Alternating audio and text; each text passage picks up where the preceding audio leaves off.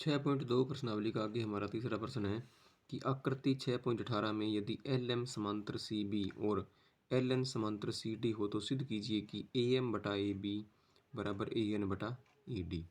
L M जो है वो सी डी के समांतर है, ये वाली एल एम जो है वो सी बी के समांतर है।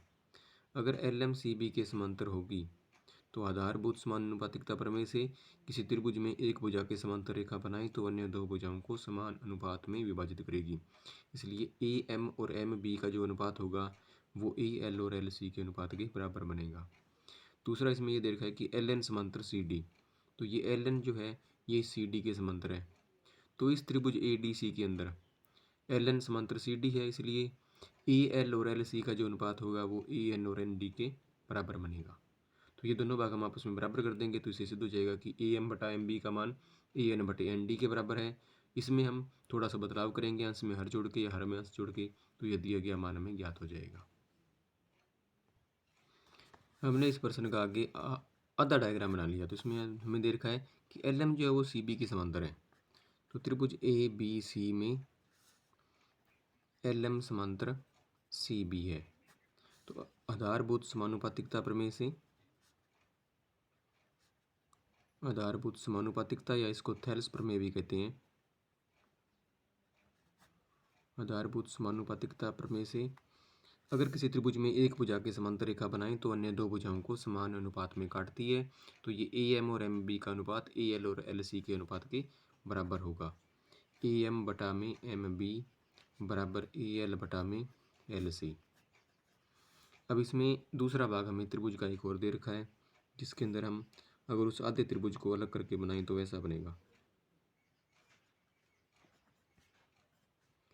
ए सी डी एल और एन। तो अब की बारी ये दोनों भुजाएं समांतर है, यानी कि हमारे पास में एल एन और सी डी जो है वो समांतर है। अगर एल एन और सी डी समांतर है तो त्रिभुज ए सी डी में एल एन समांतर सी डी, तो इसके अंदर भी थेल्स प्रमेय से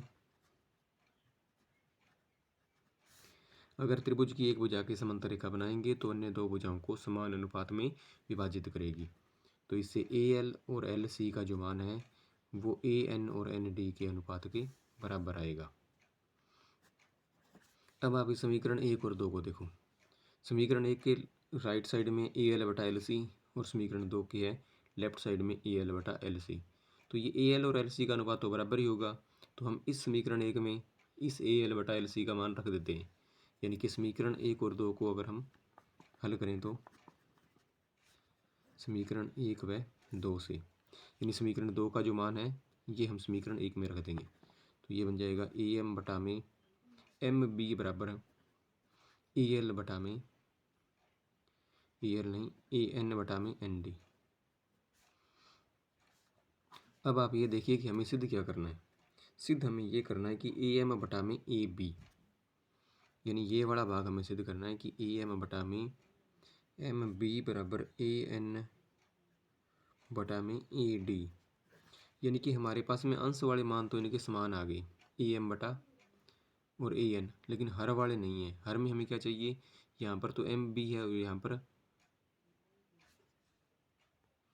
यानी इन दोनों के हर में भुजा क्या है पूरी दे रखी है।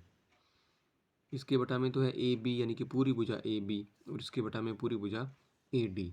तो ये पूरी भुजा जो एम बी है इसकी हम पूरी भुजा ए बी कैसे बनाएंगे। अगर एम बी में हम ए एम जोड़ दें और एन डी में ए एन जोड़ दें तो ये ए डी और ए बी बन जाएगा। तो हम क्या करते हैं, इस समीकरण के जो अंश है उसे हम हर में जोड़ देते हैं। अंश को हर में जोड़ने पर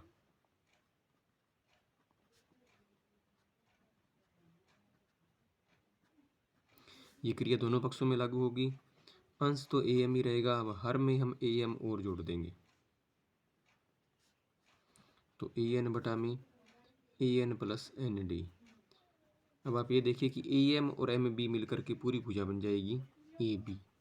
तो ए एम बटा में ए बी और ए एन और एन डी मिलकर बन जाएगा ए डी। तो ये हो गया ए डी भाग। तो इससे हमें जो सिद्ध करना था वो हमारा भाग ज्ञात हो गया।